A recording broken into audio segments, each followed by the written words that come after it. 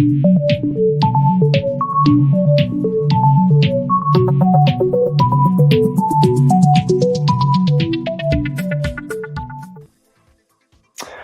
Cannabis family. Welcome to another edition of CannaSphere Live, where we unpack things that are happening in the cannabis industry on the African continent. Whether you're watching this right now live, or you're watching it in the evening or in the morning, or maybe on the toilet, or maybe while you're sitting by the pool, or that's the good thing about media, is you can watch it anywhere you want. Today we're going to unpack quite a lot of things, but I just want to say a quick hello to Linda. Hello, welcome to Johannesburg. I know you moved up here a few days ago, so welcome to the big smoke. Yes, welcome, thank you so much. I feel very welcomed here, especially by the rain this weekend. It was very nice. It felt like Cape Town. You brought it with you, but that's okay. Rain is good. It's a blessing. Indeed. So we've got some interesting. So we've got some very interesting headlines today. So the Eastern Cape politicians take a tour of the Wild Coast cannabis farms. So that's going to be very interesting to hear from Brett, and also the feedback from the politicians. Durban police discovered dacha during a raid for illegal cigarettes. The DTIC requests SARS to create cannabis as a trade category. So that sounds very promising. The DTIC is doing that. And then Clone Labs set up a facility in Lesotho. And then the Ukraine activists call on cannabis companies to support them. So that's what we have today. What's going on? We've also got Noxy, who's going to talk about how to prevent uneven burning in your rolled joint. Say one thing. Anyway, we'll tell them more about that in a minute. Jeff's going to talk about PAR and quantum sensors, progress on the MORE Act, as well as Mauritius and cannabis. Dr. Gallow is going to talk about multiple sclerosis and cannabis, and Cuban is going to talk about condensation. This month's show is brought to you by the good people at Indoor Sun. Indoor Sun are a lighting company providing lighting for the cannabis industry. They are local. Everything is manufactured local. Everything is made right here by South African people. So go and check out their website. They're supporting this month's show. Some fantastic lights. We have some on the campus, and they are magnifique. Right, without further ado, let's cross over to Brett Hilton-Barber, who is in Limpopo province, for the news. Over to you. Drum roll. Boom.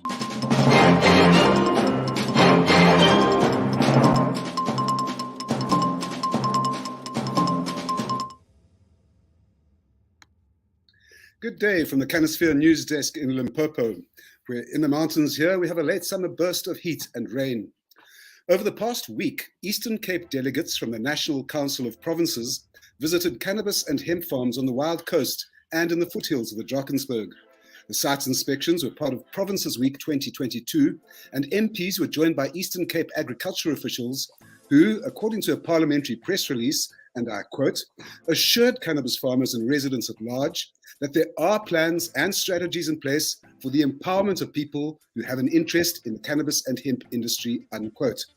Officials said they would budget 10 million rand for cannabis developments, and 28 cannabis farmers would be trained in the year ahead. As for the cannabis farmers, they told politicians that they were being stifled by unaffordable permits, harassment by police, and a lack of capital to put up tunnels and buy fertilizer. In KZN, there's quite an interesting story unfolding with a combined SARS and police raid uncovering a significant amount of cannabis during a clampdown on illegal cigarettes. According to a SARS press release, the bust took place at 3 residences belonging to a well-known cigarette supplier in Phoenix, Durban. During the search, a total of 2.31 million sticks of cigarettes valued at approximately 3.1 million rand were detained. The cigarettes were being sold at such low value that SARS said that it was clear that no excise duties were being paid. There's also narcotics found at 2 of the locations, including mandrax and cannabis, with a street value of approximately 10,000 rand. The drugs have been handed over to the SAPS for further investigation. Earlier this month, there was an unconnected raid in Phoenix, in Durban. Police raided a shop selling cannabis, and this led them to discovering a hydroponics grow house close by. A man and 2 women were arrested, and cannabis and equipment worth over 500,000 rand was confiscated.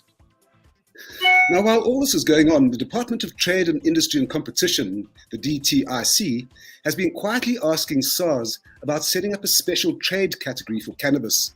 The request is for the creation of a South African and South African Customs Union tariff.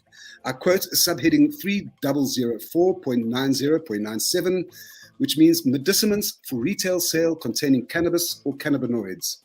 No response yet from SARS, but what is clear is that the DTIC is now becoming a major player in the South African cannabis space. They're the ones who pushed for the inclusion of a commercial framework in the Cannabis for Private Purposes Bill, and sources tell me that since the President's SONA speech in February, the pressure has been on government departments to fast-track cannabis reform. Western Cape company Clone Labs is expanding its services into Lesotho to offer high-quality starter stock to cannabis growers in the Mountain Kingdom. Clone Labs, South Africa's first real biotech startup, has been specializing in developing clones and genetics for Southern African conditions. Director Herbert Bansha says the company saw an opportunity in Lesotho as there have been quality issues there that were affecting customers. They're expecting to start work on a facility later this month. And with the Russian invasion of Ukraine now well into its second month and no end in sight, Ukrainian NGO Freedom March has called on international cannabis companies to come to the support of Ukraine. Freedom March, which is calling for the legalization of both medicinal and recreational cannabis in Ukraine, has appealed to North American and Canadian canna giants to dip their hands into their pockets and donate for the country's most vulnerable people living in the wake of the invasion. The cannabis appeal is being done in conjunction with the Kiev School of Economics. Back to you, Trenton.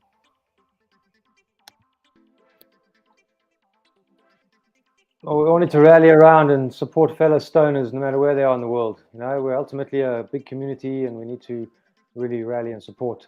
I find it very interesting that the thing about SARS, you know, because ultimately, you know, that's one of the reasons to legislate and to legalize is that you know, some tax money we could definitely help with. And if you look at the margins on the cigarettes you were talking about earlier, there's huge money to be made in revenue for the government, you know.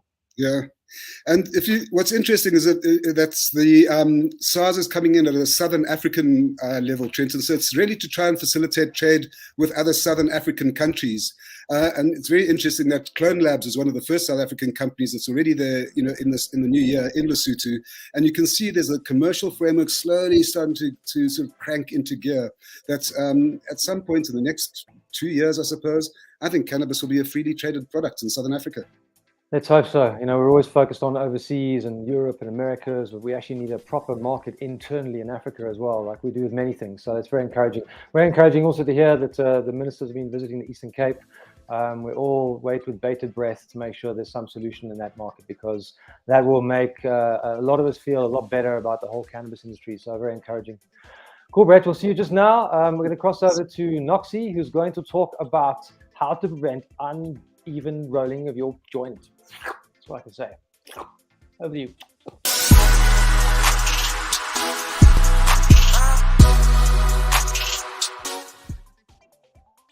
Good afternoon and welcome to the CannaSphere Lifestyle News Desk.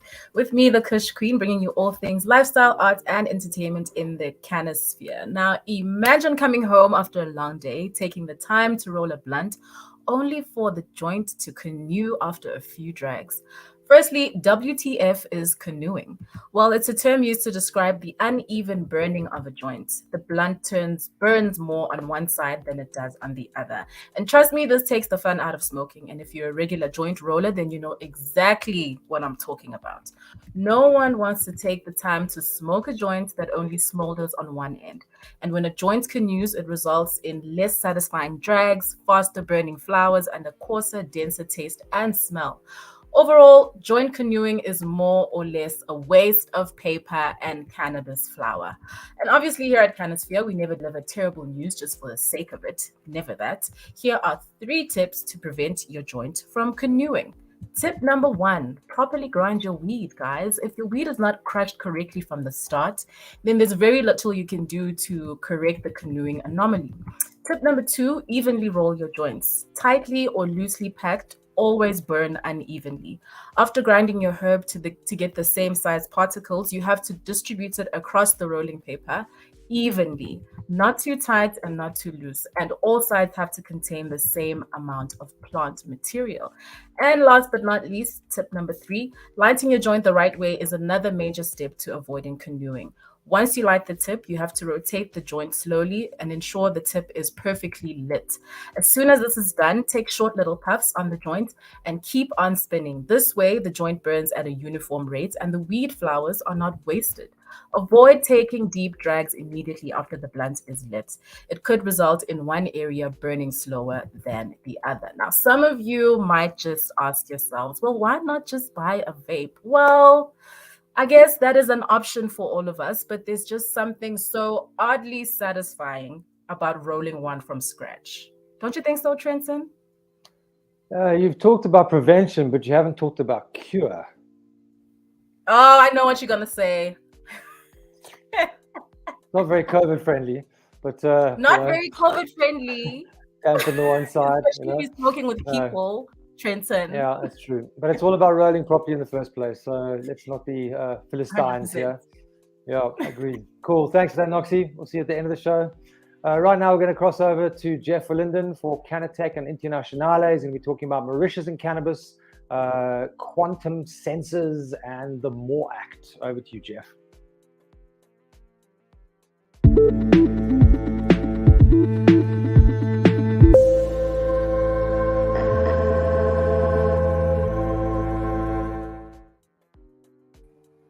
Awesome. So today we're going to talk about what is a quantum sensor, or essentially a PAR sensor. This is essentially a device that's used, usually more indoor than outdoor, to assess the intensity of the photons that are striking the canopy. So essentially, in addition to measuring intensity, it measures the spectrum itself. So ideally, you get one of a fuller range that ranges from 400 nanometers up to 700 nanometers. And this will be able to tell you, and you'll be able to adjust your lights so that you can hit maximum intensity for the stage of where you are in the grow on the canopy itself. So that's what a quantum sensor is. It's very useful to have to assess the output from your lights. But let's jump over to the international news. Everyone who's been watching has seen that, again, the US has gone forward with the MORE Act. Essentially, it has passed through the House of Representatives. This does not mean, however, that cannabis will be rescheduled or reassigned in the scheduling in the United States and regulationally more available. It still needs to go to the Senate, and then from the Senate, it's still up to Biden to make a decision on whether or not to enact the actual legislation. Fingers are crossed, and there is a lot of hope that we will see this time round the MORE Act successfully going through the Senate to allow for decriminalization or rescheduling of cannabis federally in the United States. In addition, we've seen Colombia doing a lot of exports of late in the last 2 weeks since the legislation has changed there on flower, and a lot of gazettes have gone through. So we're seeing Colombian flower entering the world market. And then lastly, Mauritius has actually started to allow for therapeutics to be used in Mauritius. This does, however, not mean that there will be cultivation activities in Mauritius as yet. It's still going to be highly contested. For now, it's just the fact that medicinal cannabis and most likely your Epidiolex, Sativex type products will be finding its way to the island of Mauritius. Back to you, Trenton, in studio. Wouldn't it be amazing if Mauritius came out and decided to go big with cannabis like Jamaica have and gone, right, Mauritius is going to now be one of the cannabis capitals of the world. Come lay on the beach, swim in the ocean, smoke some big joints. That would be amazing. Pity that they're not that progressive. No, unfortunately not. But everyone's going to catch up eventually. There will always be the guys at the back of the queue. But Mauritius would make a good destination for cannabis tourism. So let's see how that unfolds. Cool. Thanks so much, Jeff. We'll see you same time, same place next week. Right now, we're going to cross over to Dr. Gallo, who's going to talk about multiple sclerosis and cannabis. Over to you, Dr. Gallo.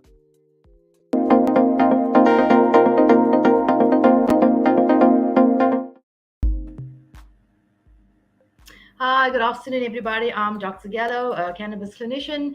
Today, I'm going to speak to you about multiple sclerosis. So just bear with me. I'm going to tell you what is multiple sclerosis.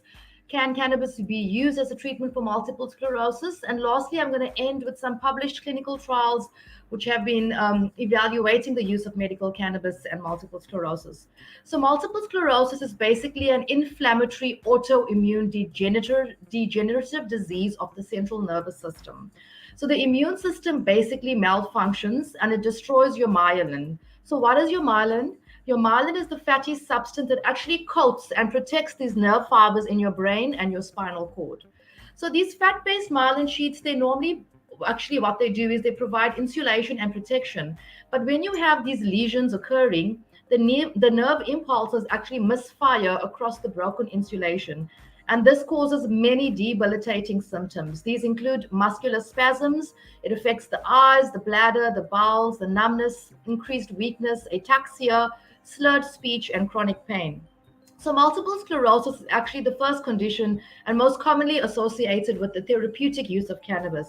It was the increasing illicit use of cannabis to treat MS that actually led to it being the first ever approved licensed medical cannabis medicine for MS. So Sativex, you may have heard of it, is what was actually approved by the House of Lords Science and Technology for the treatment of spasticity.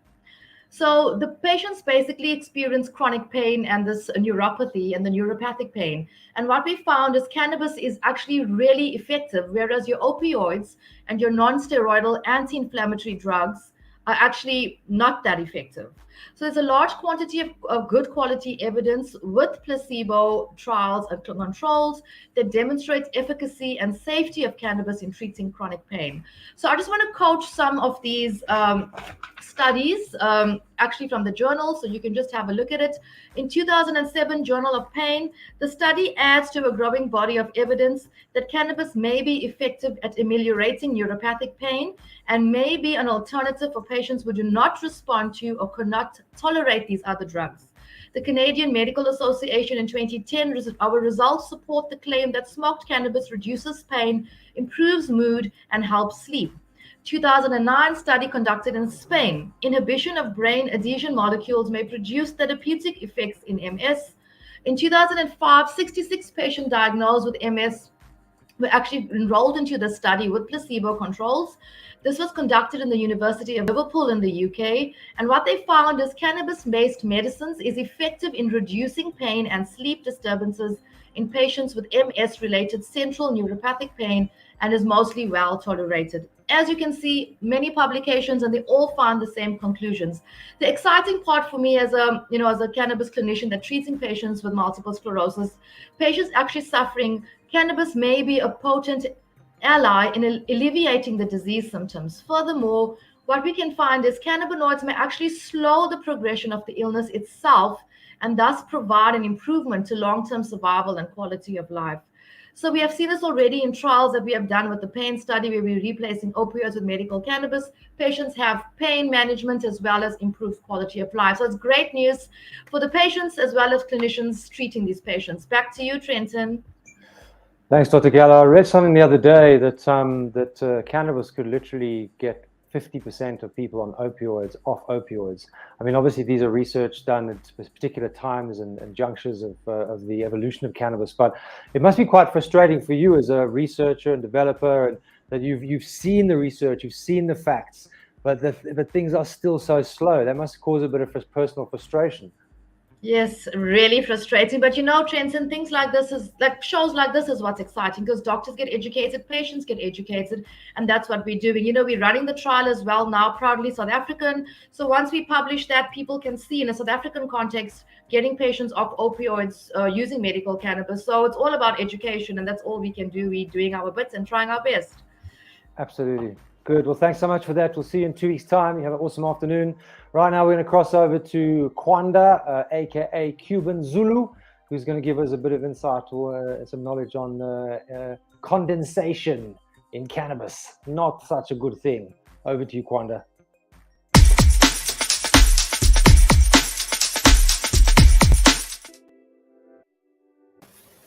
Hello, cannabis community. As we know, we are in a transitional stage in our climate right now. We're changing seasons. We're heading into winter. That does have an effect on cannabis cultivation, mainly in a negative sense. So those of you all growing in your greenhouses, what you're going to start experiencing is condensation, which is caused by basically the warm air that is develops in your greenhouse during the day.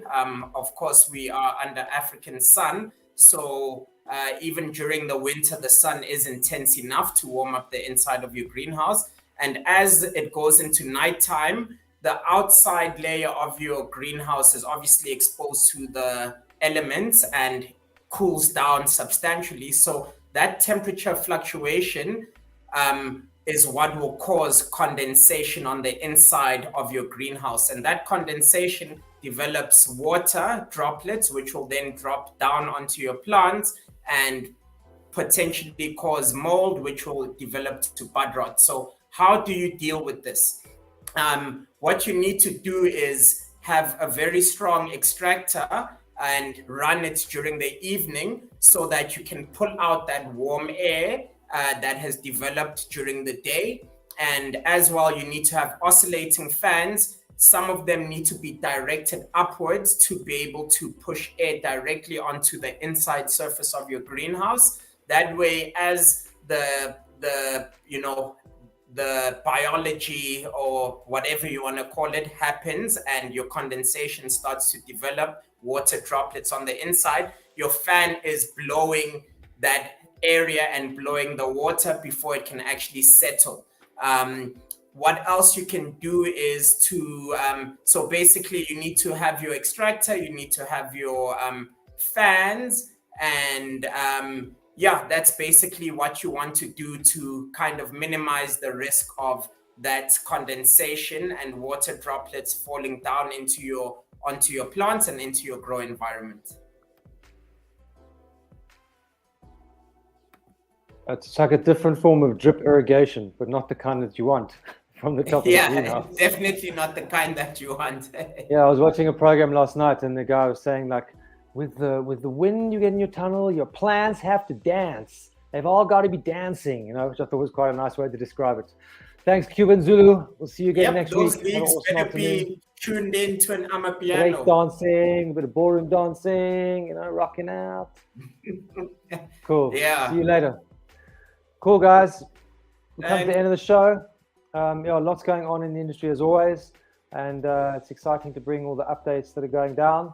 And there's lots of talk and lots of interesting things happening at the moment, Brett. Yes, I really feel that there has been a different momentum inside government since the President's State of the Nation address in February. And really the Department of Trade, Industry and Competition has been tasked with being the champions of cannabis reform, and they're the ones who are pushing things through. And that's why we're seeing all these little developments, like this new commercial framework in the Cannabis for Private Purposes bill, and SARS now being asked to include cannabis as a separate tariff category. And slowly you can see in the Council of Provinces going to visit and hear the concerns of cannabis farmers there. But I worry still that we still got stuck on hemp, as government is still thinking hemp rather than the whole plant. Yeah, absolutely. Listen, we are moving fast and furiously, but it's not going to be easy. I was reading actually yesterday that less than 20% of legal cannabis in Canada has actually moved, recreational cannabis. So that means that 80% plus is still sitting in warehouses. I think it was 450 million grams of cannabis have been destroyed. The stats were just completely mind-blowing. And that's an example of a first-to-market country who have just completely overcapitalized on everything and have bottomed out. So I think it's really important for us to learn from those mistakes. And what's super, super important for us, I think, is to make sure that we need a local market, but we also need to make sure that we can open up that export market so that we can bring on more farms, because the amount of farms to service the local population will not sort of fulfill that demand. Whereas if we've got that demand locally and internationally, I think that gives us much more potential for success. I agree. And also, we'd hate the situation of cheap Canadian cannabis being dumped on South Africa because we didn't have our wits about us. That would never happen, Brett. Never happen. I did try that. Actually, one of the things that they said in this article was on MJ BizCom was that one of the reasons they thought this cannabis wasn't moving was because of poor quality. And I sampled some Canadian cannabis not so long ago, and it did look kind of like it had been beaten in some industrial trimmer. It didn't really smell of anything. The trichomes had been knocked off, and it was decent, but it wasn't premium. It was very mass produced. I kind of described it as the McDonald's of cannabis. So I think that boutique growing and small farms, I think, is going to be very important for us. I agree. Yep. Great. Thanks, Brett. We'll see you same time, same place next week. Enjoy Limpopo. Right. Thanks, Sutri, for sponsoring this month's episodes, and we will see you same time, same place next week. Have an awesome day, evening, night, morning, wherever you are. Ciao.